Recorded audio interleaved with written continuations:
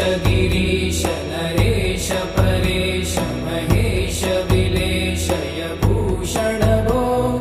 साम्ब सदा शिव शम्भो शङ्कर शरणं मे तव चरणयुगम्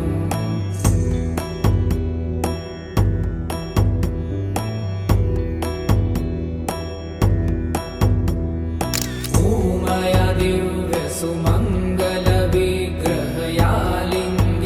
वामाङ्ग विभो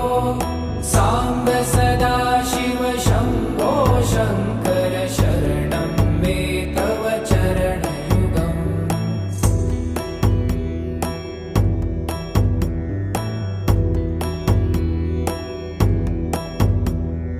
दूरीकुरु मामज्ञमनाथं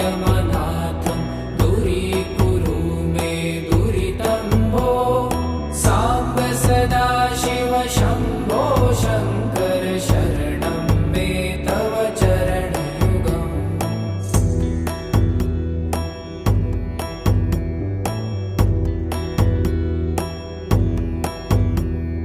ऋषिवर मानस हंस चराचर जनन स्थिति लय कारण भो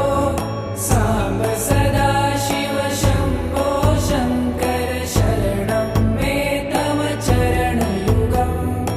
अन्तःकरण विशुद्धिं भक्तिं च त्वयि सतिं प्रदेहि विभो साम्ब सदा शिव शम्भो शङ्कर शरणं मे तव चरणयुगम्